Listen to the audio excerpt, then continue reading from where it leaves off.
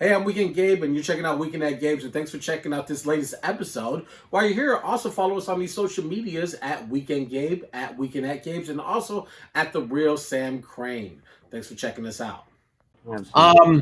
So let's reset for a second. You're checking out Weekend at Gabe's with the real Weekend Gabe and the real Sam Crane. We're here on Tuesday night here at 8 p.m. on Twitch TV. Give us a follow on these social medias at Weekend Gabe, at the real Sam Crane, also at Weekend at Gabe's across all different platforms. If you add us to all three, the trifecta, guess what? You win our friendship and our loyalty. That's what you earned. But it is a pleasure to introduce into the show. He writes for the Chicago Reader. He does a lot of freelance work, and he has a wonderful piece of essays. Oh my goodness, where'd your work go, Jack? I did so much. You started tributing, and then you lost all of the links that you needed to do the rest of the show. Electric Word Life, exactly. Thank you, Jack. Thank you. Jack Riedy joins us here on Weekend at Gabe's. Good evening, sir. Thank you so much for the assist. What's up, y'all? Thanks for having me. It's good to be here. Thank you for joining us.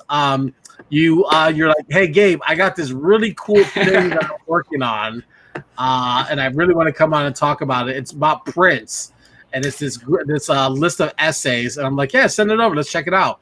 And it is probably one of the most amazing, informative pieces of material that I've ever been given. Another Jack Silverstein, who writes and does a lot of great work for around the city, who also provides a lot of great in-depth about Chicago sports. I kind of attribute the similarities because there's a lot of cross collaboration and a lot of inspiration from Prince and the house music scene here in Chicago, and how they were kind of dueling and competing, and they kind of merged together. So I was really interested to learn more about that. But before we jump into the specifics and the details, obviously Prince was you're a big fan of him, but why now release this? Is this on the eve of the 5-year anniversary? So there's definitely a little bit of resonance for me knowing that we just passed the 5-year anniversary in April of his passing. But for me, it's this sort of ironic tension in some ways, because some of the first writing I ever did was about Prince. One of the first chronological stories in the book is an obituary I wrote for him in 2016. So, realizing that I'd been continuing to write about him and learning new things, and seeing how he'd been kind of present throughout, what I could call my writing career, it felt like a good way to say, okay, here's 5 years of stuff. There's some previously released things, as you mentioned, that have been published in other outlets. But there's some new things in there as well that I was like, okay, here's a good spot to sort of compile some stuff I've written, and also have an outlet for some really in-depth Prince stuff that maybe, wouldn't get published at a regular website, but, I can put out in sort of its own collection. So yeah, I'm really happy to have it, coming out and all together in one place. Absolutely. Let's talk about that. Like the opening piece has a lot to do with Chicago house music and Prince. Talk about that collaboration, or who influenced who. What about that? So totally. I think that's one of the more interesting stories in the book. Is there's this interesting interplay between Prince, who starts coming out with music in the 1979, 1980, really early in his career, and he's a young kid. I think he's maybe 17, 18. When he signs his first record contract, if I remember correctly. Right. So he's putting out a lot of music that kind of rides, the tail end of like disco's real popularity as a commercial force. So he's making this dance music that also appeals to like punk kids and, classic rock people, maybe not at first, but it starts to get there. And so in the course of the story, I got to talk to a lot of house music pioneers like Vince Lawrence and Steve Silk Hurley, and a lot of people involved in the early parts of the scene. And they told me a lot about how, as kids, it's literal kids, 12, 13, 15 years old, growing up in Chicago, they heard Prince on Herb Kent's show or on different radio stations, college radio, or they saw it in stores. And so he became kind of an icon to a lot of people, because here's this, young, skinny, kind of nobody from this Midwestern town up in Minnesota that, people don't think of as an entertainment destination at all. And he's making his own music. He's putting it out. He's becoming kind of a superstar on his own terms. And then especially when 1999 comes out, he starts putting out these drum machine sounds that are so distinctive and so what we think of as Prince. with these synthesizer chords like the start of 1999. That was really big for a lot of people to incorporate some of those same textures into, the very beginnings of Chicago house, like some of these early tracks that, 85, 86, you can point to as kind of the start of the genre. So it was really great. I think I talked to 8 or 9 different DJs or producers and stuff in the process of it, and they had a lot to say about how influential Prince was for them. So it was really cool to get to do that. The thing that made me laugh was that how the house producers were like, "What is that drum? Like, what is he using?" And the LM1 drum controller, and everyone was fishing around trying to figure out the Prince, secret sauce. And once they got it, then they developed their own hits, sort of using either the same drum or at least distorting it to like kind of mimic or match what he was successful doing.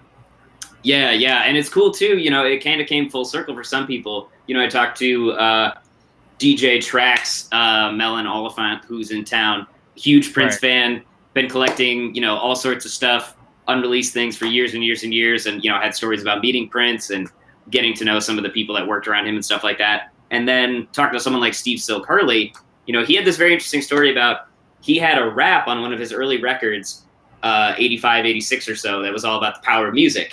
And this was when, hip hop and house were kind of both starting out and, sometimes coming together, sometimes not, especially in Chicago.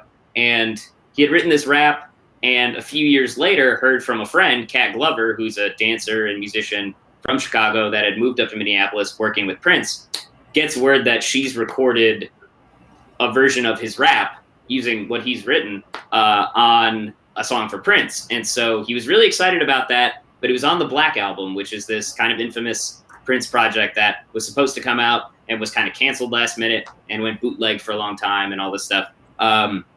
So he never got any royalties from it. He never really heard about it for a couple of years. And, he mentioned that he was very cautious to not cause a ruckus and start a fight with anybody, anything like that. And it paid off. 3-4 years later, he gets a call to do a remix for Get Off, which is a big song for the New Power generation. And already had a lot of house influence, but you listen to Steve Silk Hurley's version, and he's just added all these lush textures and really emphasized the beat. And so he sees it as sort of this little tale of don't kind of go looking for a fight necessarily. You never know what opportunities might come around the corner for you in a couple of years, depending on who you talk to, and as long as you play nice with people. So it was really cool to hear stories like that. Absolutely. Yeah.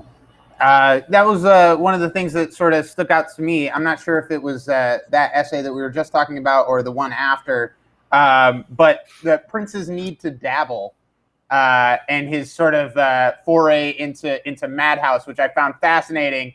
And now all I want to do is go to a record store and see if I can pick one of these things up. I was like looking for this. I was like, where is? I've never heard of this before. I'm totally man. Yeah, this is. Let me see if I've got the art here. So I want to do a quick. My girlfriend Mary Gring is a very accomplished artist in Chicago. She did all the original artwork for the book, including this drawing of the famous Madhouse 8 cover. So if you don't buy it for the words, buy it for the drawings. But yeah, so the backstory on Madhouse here. I'll get the cover out while we're doing this. I'll get my promo mode on. But yeah, so Madhouse, I'm glad you guys brought that up. Really interesting, like just this side project that Prince got out, I think in 87. He was this guy that, as a performer, I think, especially after the Chappelle Show sketch and stuff like that, it's really easy to talk about Prince as kind of like this mythical guy. But he was really talented and he worked really hard. He was always just recording stuff. He was always in the studio. That was like, 24 hours at a time at times. That was where he spent his time. And so throughout his career, he's writing songs for The Time and Vanity 6 and all these side projects that sometimes they don't come out, sometimes they do. Madhouse, this really interesting, I guess you'd call it a band, but it really was Prince recording a whole bunch of backing tracks with drums, guitar, bass, all this stuff. And then Eric Leeds was a saxophone player he worked with, coming in to do solos and sort of create these jazz songs. It's sort of a jazz album, but especially because it's out in the late 80s, it's not like classical jazz where he's playing these standards. It's kind of like jazz fusion, at times kind of elevator music-y, instrumental music that he puts out. And then, because this was just kind of his attitude about some of the stuff he put out. He wanted to put it out there without a name that would think, oh, this is Prince or anything like that. So if I remember correctly, it came out on his label. But if you go look at the original record, which I'll have to grab off my shelf after this for proof, there's like 5 or 6 people credited that they just made up. You know, it's like all these fake names where, oh yeah, we've got a keyboard player and all this stuff. It's just Prince and one guy. So they put out 2 of these albums that were these kind of like instrumental, jazz fusion tracks. And, you can still find them in record stores. And for a little bit, they were streaming on, most of the services. I have no idea if they still are. They're these kind of deep cut, instrumental albums. But if you're really like a deep Prince head, you probably have heard them, or you've heard him play them in a bootleg or something like that. Questlove is known to be a huge fan of this stuff too. So it was fun to talk about some of that really unknown stuff that he was cranking out alongside all the huge hits and stuff like that. Is there a unique story about how you came across those records in your possession specifically, or? I'm trying. Oh, I do remember this. It was, I think I'll give a shout out if I remember correctly. It was the Chirp Record Fair at Pitchfork Festival. Probably, maybe 2014, 2013. Just flipping through crates, and the cover art is very like 40s pinup inspired. So I can't say that like that didn't catch my eye on its own. It's also very like bright yellow and red and all this stuff. But if I remember correctly, there was a little note that was like Paisley Park or something about like Prince affiliated. And so started asking around to whoever was working the table, and they sold me on it. I was like, okay, if I get home and this is just like garbage, I'm going to be really upset. But it's not, it's not a lost masterpiece, but it's worth checking out. And it's interesting music for sure. It's kind of funny. I talk about it in the book a little bit, but they're these jazz fusion songs, but they have a lot of like really heavy riffs, but they get played on the sax. It's kind of like, if he was going to do all these like cool guitar parts, it's like he just let the sax take it instead on this one. I don't know if it's because the sax player wrote it or whatnot, but it's almost like hearing these parts, you're like, couldn't this have worked as a regular Prince tune if you wanted? And that's just not how he operated, Totally fascinating. What I love about the essays is just how personal they are, how personal Prince and his music is to you, and how there's these particular moments in your life where what is it? You leave your brother-in-law or your cousin's wedding to go to Paisley Park, and you somehow find yourself inside the album listening. Like, was that just like you're just like I'm here in Minneapolis, so I'm going to take this shot and go visit, and then you just get ushered into an album listening session? Honestly, that's the long and short of it. Yeah, I have to give a shout out to my cousin Nick and his lovely wife Laura and their beautiful kids. I think this was summer 2014. They got married in the suburbs outside Minneapolis, and I was kind of like, oh, that's where Prince is from. And I was like, okay, but like, I'm there for a reason, until I think Saturday morning rolls around, and on Twitter, he's posted that there's a party at Paisley Park tonight. And I'm like, okay, I got to go to this wedding, but I do want to go see what the party's like at Prince's house. So I have to, of course, give them credit for being cool about this story years after the fact. But yeah, probably after an hour or so into the reception, I got a caravan of my dad and a couple cousins. I think my sister was with me. We drove over to Paisley Park. We went inside. You come in the door and you walk right past the Purple Rain motorcycle, kind of just like in the corner with the light on top of it. You're like, oh, yep, I made it. Cool. And we kind of stood around for a little bit. There was music playing overhead. We weren't sure what was going on. And our whole party got pulled into a small room. We probably had 10 people total, along with his band, Third Eye Girl at the time. And they brought us into this side studio, again, past like display cases of like, oh, here's a Moon Man, here's a Grammy, just on the wall. They bring us in this studio, and they played us some of this album that they had been working on. I think it was the Third Eye Girl album that eventually came out. Very kind of like hard rock styled. It was kind of him going back to like almost some Hendrix, Santana influences. And we got to hear it, I think, like a year before it came out. And it was nuts. Like, we were having a great time. Like, it was blowing our mind to hear this music on like this really cool stereo system. Everywhere you look, like on the knobs or in the middle of the speaker, it's a little Prince symbol. Like he branded the whole place out. And at one point, they got a call on like one of those old school like office telephones, all different lines and stuff. And I think the drummer of the band picked up and said that it was Prince on the other line, and told him, oh yeah, actually it's pretty funny. We got a group of people here in suits. They left a wedding reception for this. And she kind of like puts the phone down and is like, oh, he thinks that's hilarious. And like goes back to it. We heard like a little bit of laughter coming through the other end of the receiver. So that's my like close encounter to get to cross paths with Prince, heard a little bit of the music early. And then we went back to the wedding, and like, you know, we caught like the last 2 hours of the DJ. It was a blast. It was a really good time. I think the last several minutes we have with you, Jack, I think we have to go into your car accident. Yeah. Let's get heavy. That's fun. Because it's so fascinating because you're recovering and people are bringing Batman toys and these memorabilia, figures, and then you sort of transform into Prince's Batman soundtrack that he performed by himself or performed with his group, and then you start breaking down the record into how it kind of like morphs into the film, how it engages with the Joker character, and and then also like Joker and Batman, they didn't really hate each other; they're just trying to screw the same girl. So it's like these funny anecdotes, and but you're in this very serious moment, and you're also unmasking the record itself. So take us into that point in your life and kind of like that struggle for recovery, but also going back and following up with this album. Yeah, thank you. This was one of those stories that, I kind of sat on for a while. It was 5 years of this car accident anniversary came up around the same time. They overlapped. It was the same month that I had the accident at the beginning of the month. Prince died, I think, on the 21st of that month. And so there's this overlap that kind of happened that, I'd obviously been sitting on for a couple of years. And so telling this story was definitely something that I wanted to find a personal way to do so beyond just, I want to put this up on a website somewhere. So this was definitely something that I wanted to make the book for that reason. And as far as the story goes, it's really kind of about, I think the whole book is sort of about my relationship with Prince's music, but also just the way it is to be a fan of something.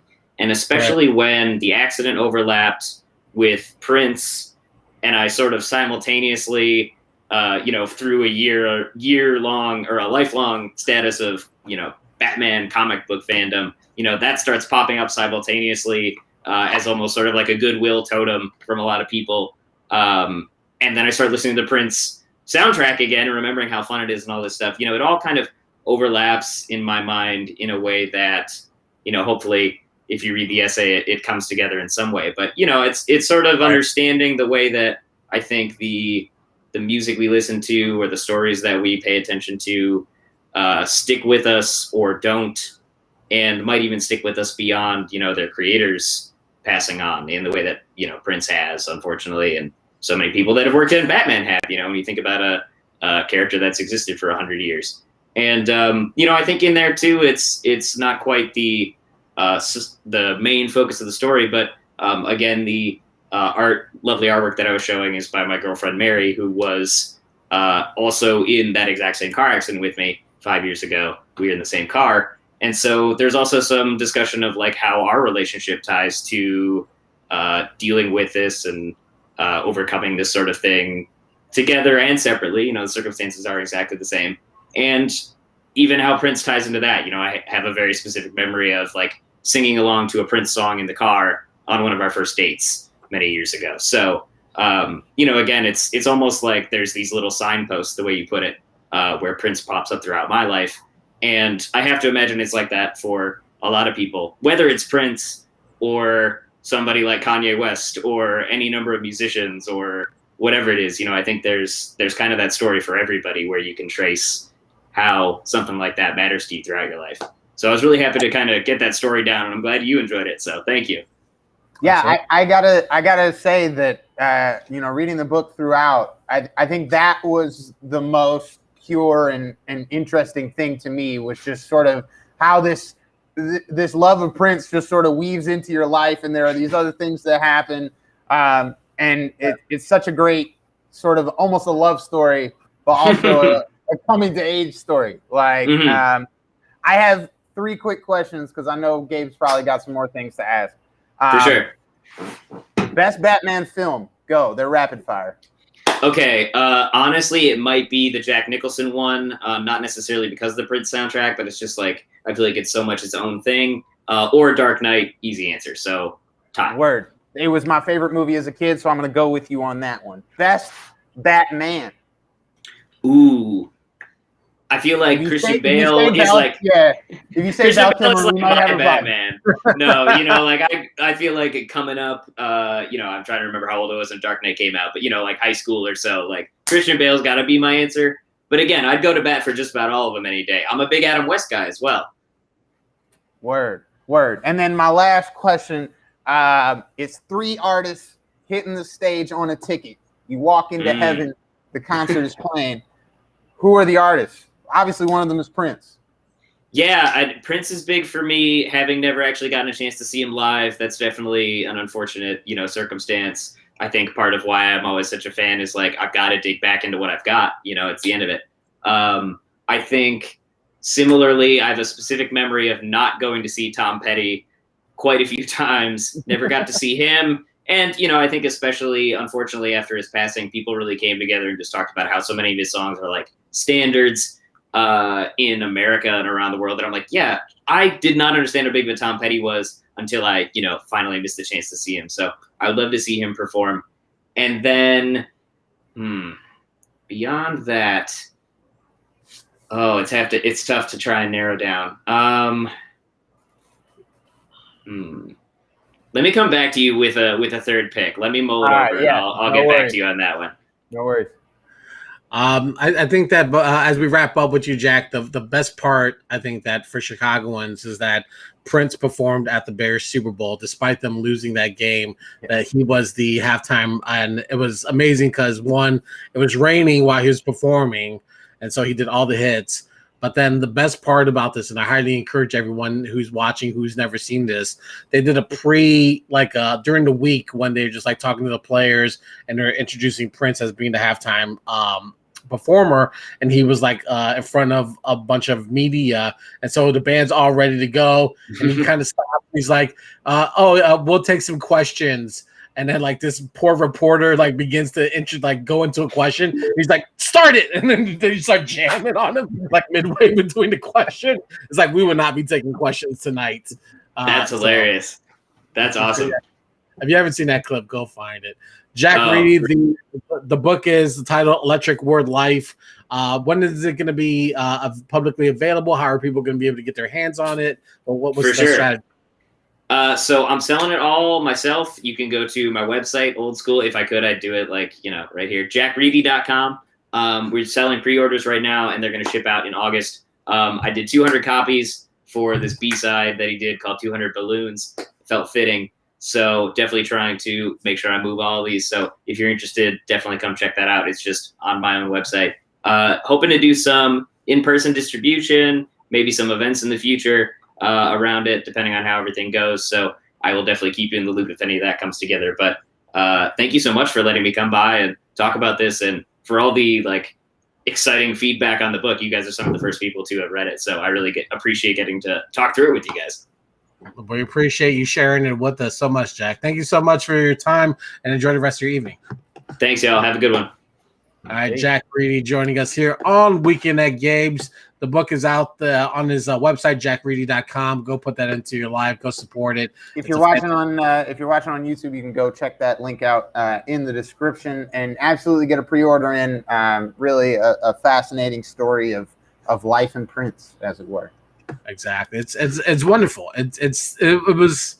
I read the entire the entire book last night, and it's always hard. It's like 33 pages. I'm like, I'm not gonna be able to get through this. But once you start the history and how much research and how much information, it's all interesting and fascinating. And I'm not even like a big Prince fan. I appreciate who Prince is and what he does and how talented he was and how many instruments he self-taught himself. Like he could play everything. And I love a great Prince story whenever people are like, yeah, I ran into Prince one time, and it's, like he wouldn't do a song with Nas because Nas didn't own his masters. He's like, when you own your masters, come talk to me. I mean, that's amazing. It's like, so there's always a great Prince story, and his Jack's book has tons of them. So please go put that into your life when you get a chance to.